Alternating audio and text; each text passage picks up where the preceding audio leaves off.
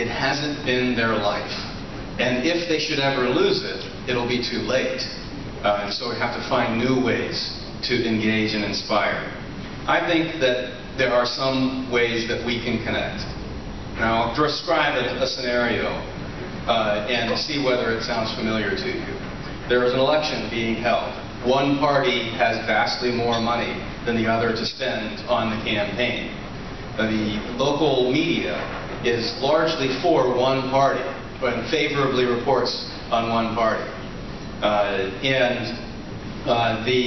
The opposition party is struggling to find which of its candidates is closest to its fundamental values and best positioned to unseat the incumbent president. And if I give that description, that could be any year in Taiwan politics. But if you started to hear some similarities in that, you could also be a Republican in the United States in 2012. And so we don't have the choice of picking what's going to be fair, but you do have to find a way to organize, recognize who is helping you and who is not. And when it comes to Taiwan, there's decades of well-meaning and enthusiastic, hospitable Taiwanese people in the United States who have invited many American leaders to come and address you.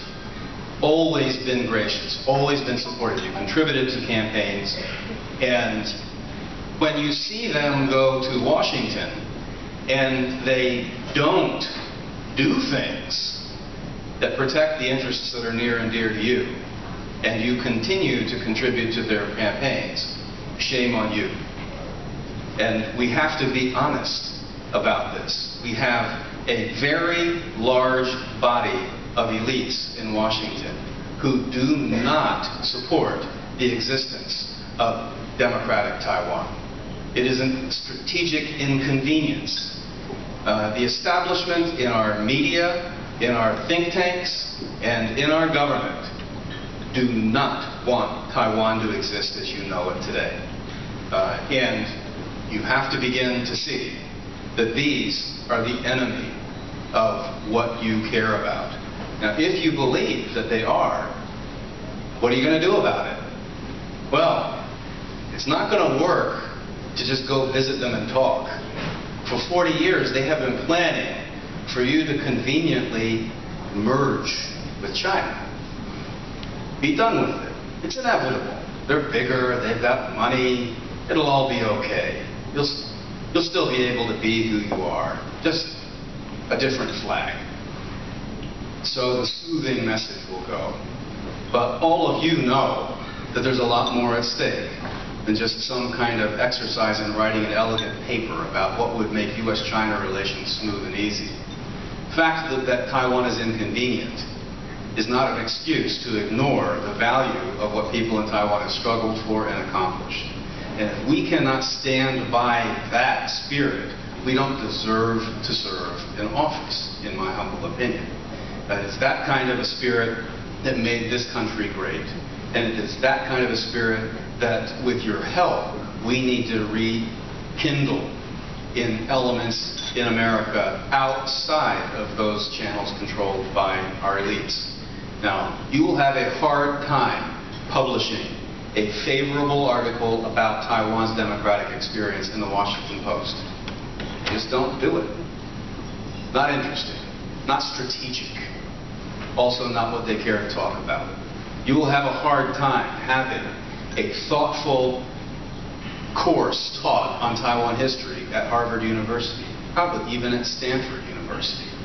You will not find a head of a department in a major American university who concentrates on Taiwan, because apparently they chose the wrong side on where you're supposed to go if you're going to be well received and polite company among these elites. We need to find ways to support and promote people who will challenge that kind of thinking. I don't think it will be that hard ultimately when we get more people with access to new media, talking more, publishing more, engaging your political leaders more. Because it is not common sense to most Americans to listen to what our policy is supposed to be. Think of some of the words used to talk about China policy and Taiwan policy. Number one, there is one China. What America is going to say anything about that? Of course there's one China. It's China, yeah. What's the point? Well, Taiwan is a part of it.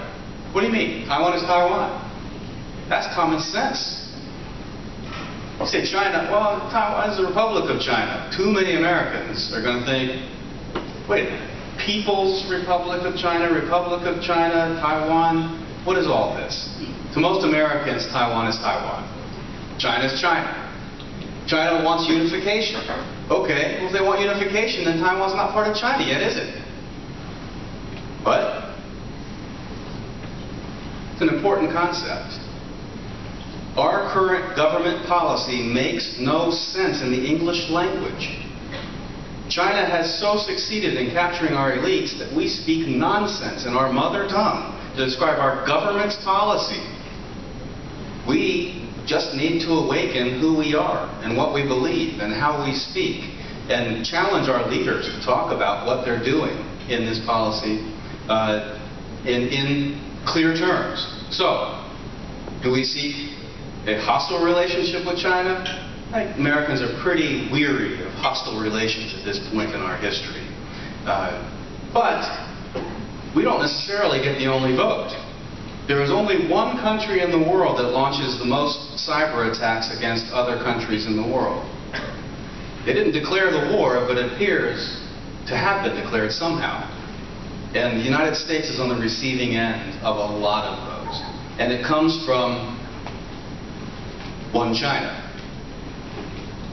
Well, there's also another country that when push comes to shove, seems not to want to support diplomatic measures to achieve stability in the Middle East. Country is that? Oh, it's China and that friendly neighbor named Russia. So, they don't help us strategically. Our policy in English doesn't make any sense. And why is it then that we concede to them that Taiwan already belongs to them? This doesn't make sense, I think, in plain language to ordinary Americans. So I think that we need to have a redefined, rejuvenated dialogue in our country.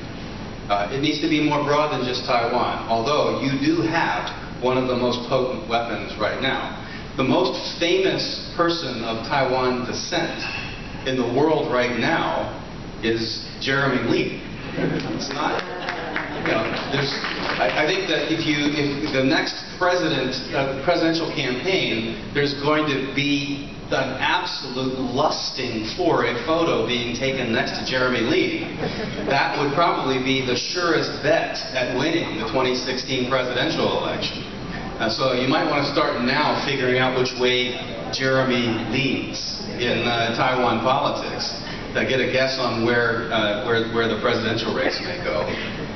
But Jeremy actually embodies one of the greatest lessons, and should he ever choose to do it, could be an outstanding education to Americans, the media, what have you. Now, since Jeremy has achieved notoriety, how has he been covered? He has been covered as ethnically Chinese. He has been covered as being from Los Angeles. He has been covered sometimes as being of Taiwan descent. But what is Jeremy Lee? Jeremy Lee has a bit of a struggle for identity.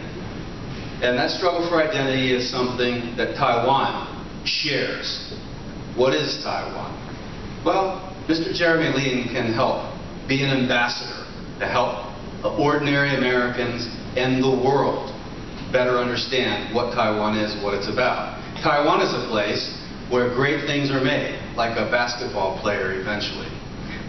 You have most of the most critical technological innovations have part of their process in Taiwan. Taiwan is a place that invests in America, has people come to America, build lives in America, loves America, supports what we believe and what we do in the world. And now we have one of the greatest symbols of what can be accomplished by bringing Taiwan and America together on display in Madison Square Garden against Kobe Bryant, I'm sorry to say, to Los Angeles fans.